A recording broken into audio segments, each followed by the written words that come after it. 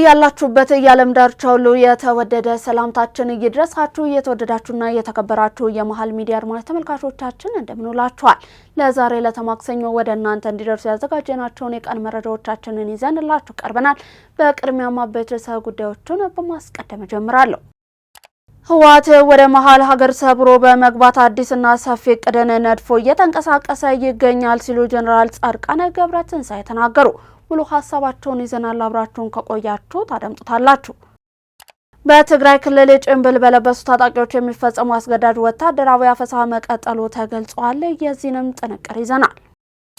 የህወሓት ቡድን ከዚህ ቀደም ያደርገው ከነበረው የወርቅ ንግድ በአሁኑ ወቅት የትግራይ ወጣቶችን ወደ መሸጥና ወደ ማገት መሸጋገሩን የወለዶ ትግራይ ፖለቲካ ፓርቲ ፕሬዝዳንት አቶ ጉሽ ግደይ ገልጸዋል።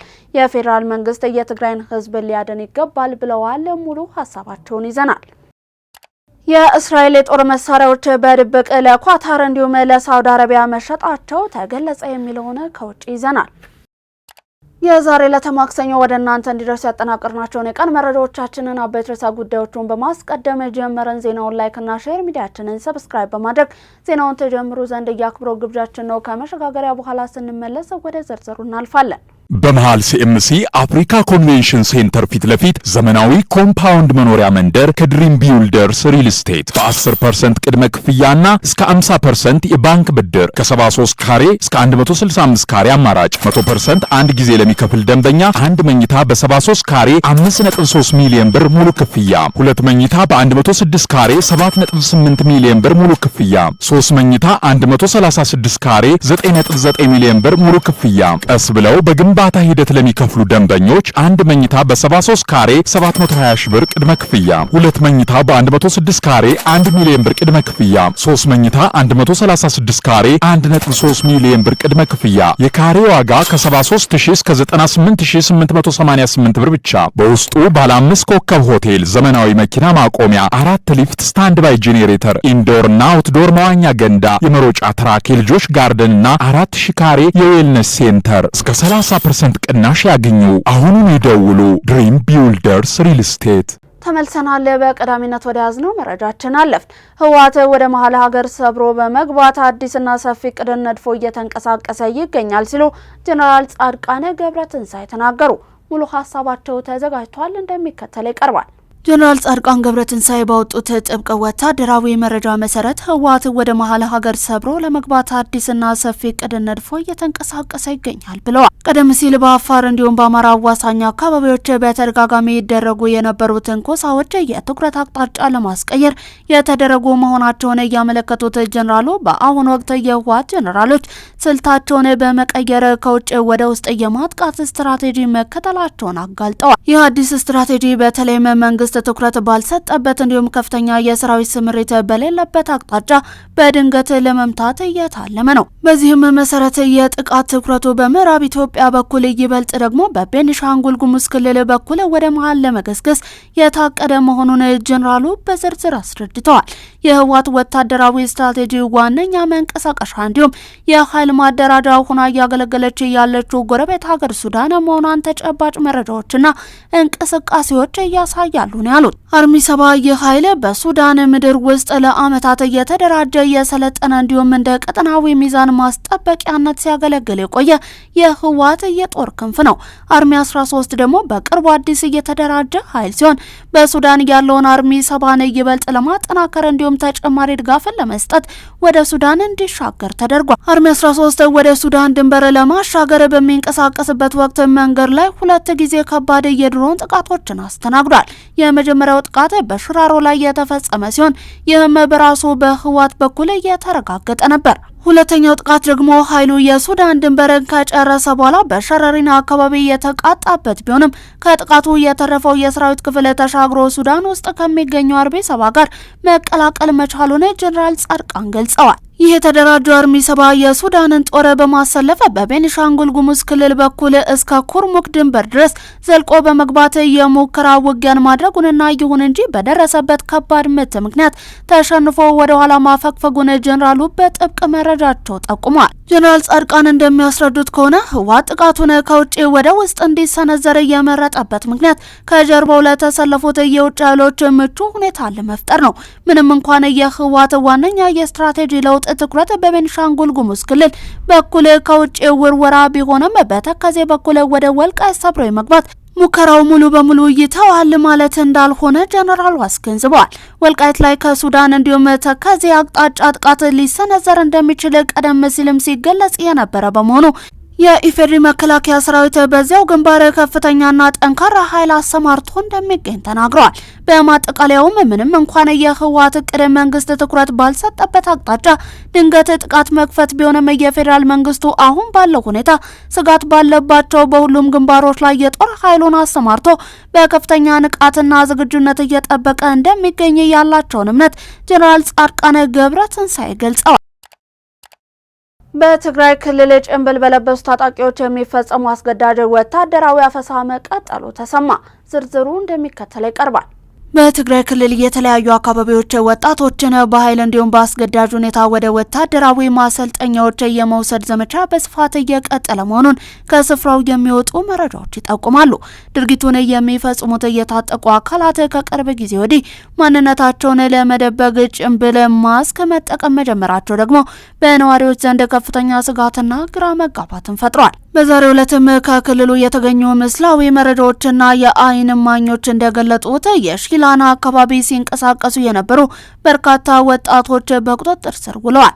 እነዚህ ወጣቶች በኃይል ተይዘው ወደ አዲ ጉዶም ፖሊስ ጣቢያ ሲወሰዱ የሚያሳዩ ምስሎችም በስፋት እየተሰራጩ ይገኛሉ። የአካባቢው ምንጮች እንደሚሉት ከሆነ ይሄኛው የአፈሳ ስልት ከቀደሙት የሚለየው ድርጊቱን የሚፈጽሙት ታጣቂዎች ሙሉ በሙሉ ፊታቸውን በጭንብል እየሸፈኑ መሆናቸው ነው። ይህ አዲስ አካሄድም ታጣቂዎቹ በማህበረሰቡ ዘንድ በቀላሉ እንዳይታወቁና በኋላ ላይ ተጠያቂነት እንዳያመጣባቸው ለማድረግ የተነደፈ ስልት እንደሆነም ተነግሯል። አስገዳጅ ወታደራዊ ምልመላ በከተሞች ብቻ ሳይሆን በገጠር ወረዳዎችም በከፍተኛ ሁኔታ እየተካሄደ መሆኑ ተገልጿል። ወጣቶች ለተለያዩ ማህበራዊና የግል ጉዳዮች በሚንቀሳቀሱበት ወቅት ድንገተኛ ፍተሻዎችን በመጣል እየተወሰዱ ነው። በርካታ ወላጆች ልጆቻቸው ከቤት ወጥተው እንዳይቀሩ ስጋት ላይ የወደቁ ሲሆን አንዳንዶች ወጣቶችም ደህንነታቸው ነው ወደሚሻልባቸው ጎረቤት ክልሎችና አካባቢዎች ለማሻሻል እየሞከሩ እንደሆነ ይሰማል። ይህ በእንዲህ እንዳለም ክልሉን እየመራው ያለው የህዝባዊ ወያነ ሓርነት ትግራይ ህወሓት ፓርቲ ትላንት በሰጠው አስቸኳይ መግለጫ መሰረት የቀረበውን ክስ ሙሉ በሙሉ ውድቅ አድርጓል።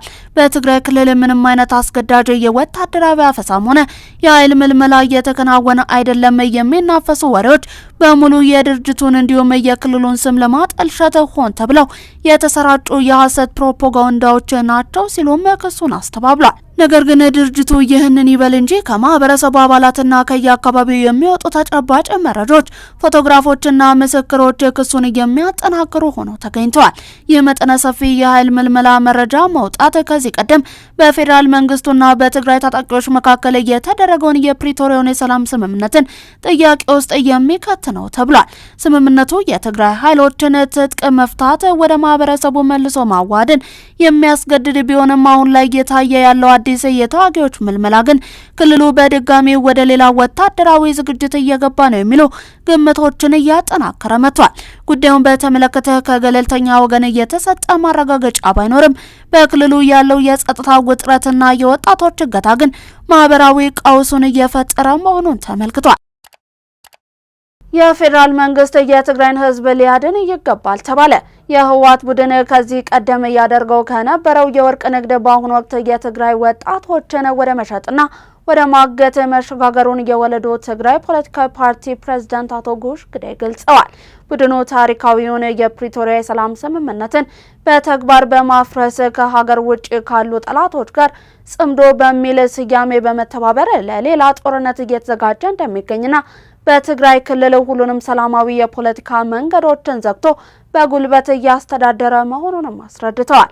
የትግራይ ወጣቶችን እያገተ ወላጆችን እያሰረ ትውልድ ለማጥፋት እየሰራ ነው ያሉት ቡድኑ የትግራይን ሕዝብ ጥቅም ወደ ጎን በማድረግ ለታሪካዊ የኢትዮጵያ ጠላቶች ጥቅም እየሰራ እንደሚገኝና ሕዝቡም በፈቃደኝነት ከሱ ጋር እንደማይዋጋ በተግባር እያረጋገጠ መሆኑን አጋልጠዋል።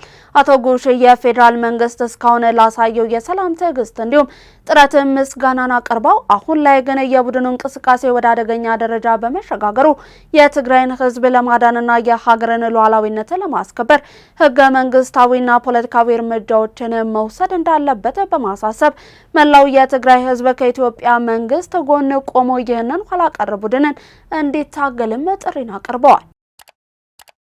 በዘንድሮ የ12ኛ ክፍል ማጠናቀቂያ ሀገር አቀፍ ፈተና መርቅ የተማሪዎች ውጤት ይጠበቃል ሲሉ የትምህርት ሚኒስትሩ ፕሮፌሰር ብርሃኑ ነጋ ገለጹ። የ12ኛ ክፍል ማጠናቀቂያ ሀገር አቀፍ ፈተና መሰጠት ተጀምሯል። ተጨማሪ አለን። የ2018 የትምህርት ዘመን የ12ኛ ክፍል ማጠናቀቂያ ሀገር አቀፍ ፈተና በአብሮት ቤተ መጻሕፍት በመገኘት ያስጀመሩት የትምህርት ሚኒስትሩ ፕሮፌሰር ብርሃኑ ነጋ በዘንድሮ ዓመት መርቅ የተማሪዎች ውጤት እንደሚጠበቅ አስታውቋል። ሚኒስትሩ ለዚህ ስኬት ይረዳ ዘንድ የተለያዩ ሰፊ ዝግጅቶች ሲደረጉ መቆየታቸውን ገልጸው በሀገር አቀፍ ደረጃ 62 በመቶ ለሚሆኑ ተማሪዎች ፈተናው በበይነ መረብ በ3 ዙር እንደሚሰጥ አስገንዝበዋል። የአፈጻጸም አምና ከነበረው የ25 በመቶ የኦንላይን ፈተና አፈጻጸም ጋር ሲነጻጸር ዘንድሮ ከፍተኛ እድገት ማሳየቱን የጠቀሱት ፕሮፌሰር ብርሃኑ ነጋ ሚኒስቴር መስሪያ ቤቱ በሚቀጥለው ዓመት ሁሉም ተማሪዎች ፈተናውን በበይነ መረብ እንደሚወስዱ በትኩረት እንደሚሰራ አስታውቋል። ይህ የ2018 የትምህርት ዘመን የ12ኛ ክፍል ሀገር አቀፍ ፈተና ከዛሬ ሰኔ 23 ቀን እስከ ሐምሌ 16 ቀን 2018 ዓ.ም ድረስ በ607 የፈተና ማዕከላት በ6 ዙር የሚሰጥ ሲሆን በዛሬው ዕለትም የመጀመሪያው ዙር የተፈጥሮ ሳይንስ ተማሪዎች ፈተና መሰጠት ተጀምሯል። ለዚህ ፈተና በድምሩ 563501 ተፈታኞች የተመዘገቡ ሲሆን ከነዚህ መካከል 306456ቱ የተፈጥሮ ሳይንስ እንዲሁም 257045 የማህበራዊ ሳይንስ ተፈታኞች መሆናቸው ታውቋል። ፈተናው በበይነ መረብ በ3 ዙር የሚሰጥ ሲሆን በወረቀት የሚፈተኑ የተፈጥሮ ሳይንስ ተማሪዎች ከሐምሌ 1 እስከ 3 ቀን እንዲሁም የማህበራዊ ሳይንስ ተማሪዎች ከሐምሌ 6 እስከ 8 ቀን 2018 ዓ.ም ፈተናቸውን የሚወስዱ ይሆናል። በተለይም በአዲስ አበባ ከተማ የሚገኙ ተማሪዎች በ131 የፈተና ጣቢያዎች ሙሉ ለሙሉ ፈተናቸውን በበይነ መረብ እንደሚወስዱ የተመቻቸ ሲሆን ይህም የፈተና ስርዓቱን ዘመናዊ ለማድረግ የተከናወኑ ዝግጅቶች አካል መሆኑን የትምህርት ሚኒስትሩ ፕሮፌሰር ብርሃኑ ነጋ አብራርተዋል። ተቀማጭነታቸውን በአዲስ አበባ ያደረጉ የዓለም አቀፍ ተቋማትና የዲፕሎማቲክ ማህበረሰብ አባላት የእንጦጦ ፓርክ የአረንጓዴ አሻራ ችግኝ ተከላ መርሃ ግብርን አካሄዱ። የውጭ ጉዳይ ሚኒስትር ዴኤታ አምባሳደር ሀደራ አበራ በወቅቱ እንደተናገሩት በዚህ ዓመት 8 ቢሊዮን ችግኞችን ለመትከል ግብ ተይዞ የአረንጓዴ አሻራ መርሃ ግብር በጠቅላይ ሚኒስትር ዶክተር አብይ አህመድ በይፋ ተጀምሯል። ኢትዮጵያ ለአካባቢ ጥበቃና ለተፈጥሮ ሀብት መመለስ በቁርጠኝነት እየሰራች መሆኑን በተግባር የሚያሳይ ነው ብለዋል። እንደ አውሮፓውያኑ አቆጣጠር ከ2019 ጀምሮ ኢትዮጵያን በአረንጓዴ አሻራ መርሃ ግብር የነቃ ተሳትፎን በማድረግ የተጎዱ አካባቢዎች እንዲለሙ፣ የአፈር መሸርሸር እንዲቀንስ፣ ለአየር ንብረት ለውጥ የማይበገር ኢኮኖሚ ከመፍጠር በተጨማሪም በርካታ ዜጎች የስራ ዕድል እንዲፈጠርላቸው ማስቻሉንም ጠቅሰዋል።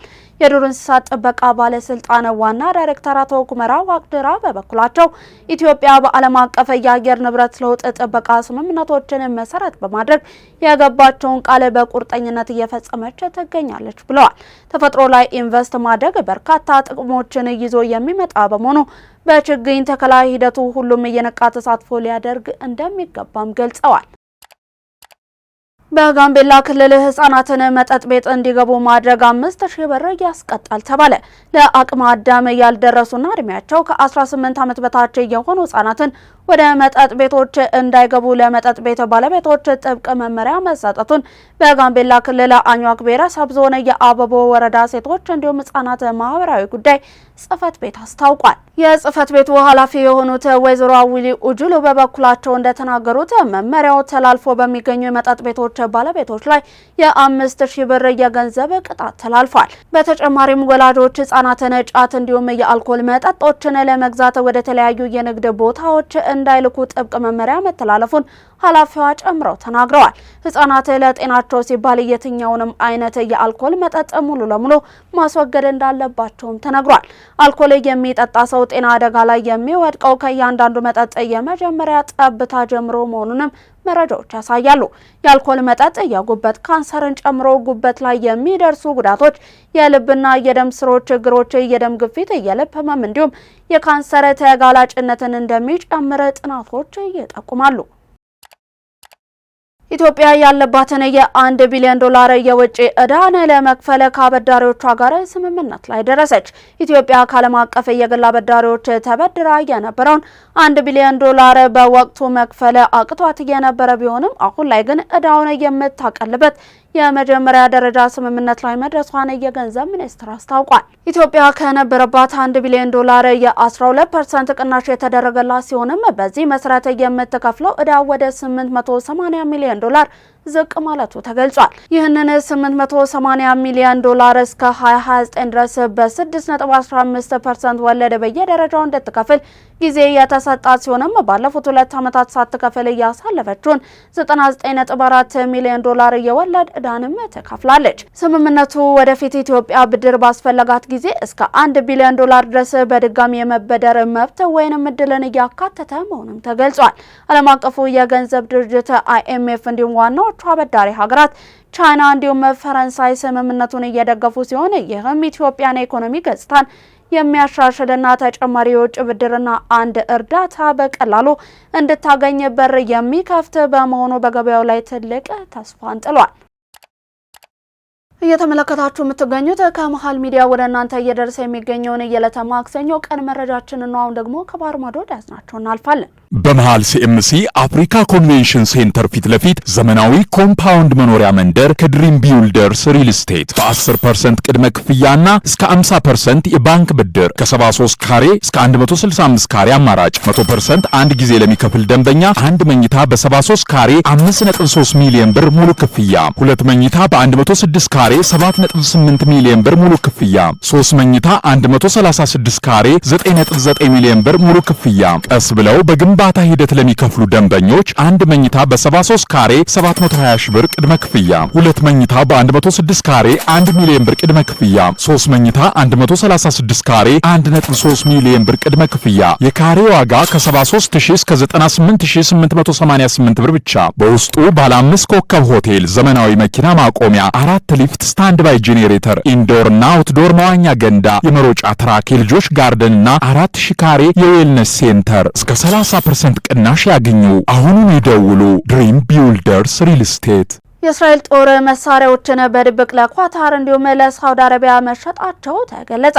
ምንም እንኳን የዲፕሎማሲ ግንኙነት ባይኖራቸውም የእስራኤል የደህንነት ተቋማት እጅግ ዘመናዊ የሆኑ ወታደራዊ የቴክኖሎጂ ውጤቶችን ለኳታር እንዲሁም ለሳውዲ አረቢያ በድብቅ መሸጣቸውን ታዋቂው የእስራኤል ጋዜጣ ሃሬትስ ባደረገው ሰፊ ምርመራ ዘገባ ይፋ አድርጓል። ከተሸጡ የጦር መሳሪያዎች መካከል የሚሳኤል መከላከያ ዘዴዎች፣ ዘመናዊ የጦር የራስ ቁሮች እንዲሁም የተለያዩ ወታደራዊ ቴክኖሎጂዎች የሚገኙበት ሲሆን የዝውውሩ ዋጋ ከ100 ሚሊዮን ዶላር በላይ እንደሚበልጥም ታውቋል። በዚህ ዘገባ ላይ ከተጠቀሰው እጅግ አስገራሚ መረጃ መካከልም የኳታሩ አሚር ሼክ ተሚም ቢን ሐማድ አልታኒ እንደ አውሮፓውያኑ አቆጣጠር በ2025 ወደ ቴህራን ባደረጉት ጉዞ የተጠቀሙበት የግል አውሮፕላን በእስራኤሉ ኤልቢት ሲስተም የተሰራውና አውሮፕላኖችን ከሚሳኤል ጥቃት የሚከላከል የተሰኘው ዘመናዊ የላዘር መከላከያ ሲስተም ተገጥሞለት እንደነበረ በምስል ጭምር መረጋገጡ ነው። ዝውውሩ የተከናወነው በቀጥታ ሳይሆን እንደ ኤልቢት ሲስተም፣ ራፋኤል እንዲሁም እስራኤል ኤሮስፔስ እንዲሁም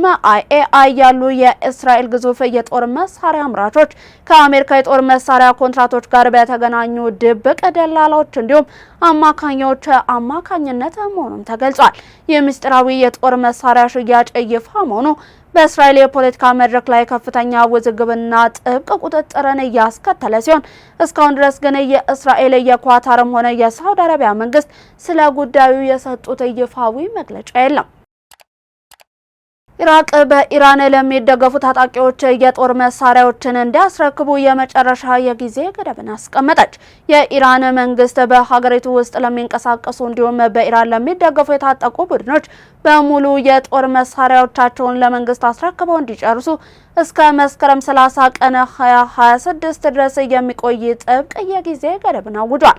ይህ ውሳኔ ባግዳድ ሁሉንም የታጠቁ ኃይሎችን በሀገር አቀፍ የጸጥታ ተቋማት ስር ለማምጣት እንዲሁም የመንግስትን የበላይነትን ለማረጋገጥ ከቅርብ ዓመታት ወዲህ የወሰደችው እጅግ ከፍተኛ እርምጃ መሆኑ ተነግሯል። የመንግስት ባለስልጣናት ባወጡት መግለጫ ከተቀመጠው የጊዜ ገደብ በኋላ ከመንግስት እውቅና እንዲሁም ቁጥጥር ውጪ የሚገኝ ማንኛውም የጦር መሳሪያ እንደ ህገወጥ እንደሚቆጠርና በያዙት አካላት ላይም ጠንከር ያለ ህጋዊ እርምጃ እንደሚወሰድ አስጠንቅቋል። የመንግስት ቃል አቀባይ ሃይደር አልአቡዲ ለጋዜጠኞች በሰጡት መግለጫ መሰረትም ጉዳዩ የሚመለከታቸው የታጠቁ ቡድኖች በሙሉ ስለተቀመጠው የጊዜ ገደብ በይፋ እንዲያውቁ መደረጉን ገልጸዋል። ይህ የትጥቅ ማስፈታት ዘመቻ በአሜሪካ የሚመራው ዓለም አቀፍ የጸጥታ ጥምረት በኢራቅ ያለውን ወታደራዊ ተልዕኮን አጠናቆ ከሀገሪቱ ለመውጣት ካቀደበት መርሃ ግብር ጋር አብሮ የሚሄድ ነው። ባግዳድ የውጭ ኃይሎች ከመውጣታቸው በፊት የሀገሪቱን ሙሉ የጸጥታ ኃላፊነትን ብሔራዊ ተቋማት እንዲረከቡ ለማድረግ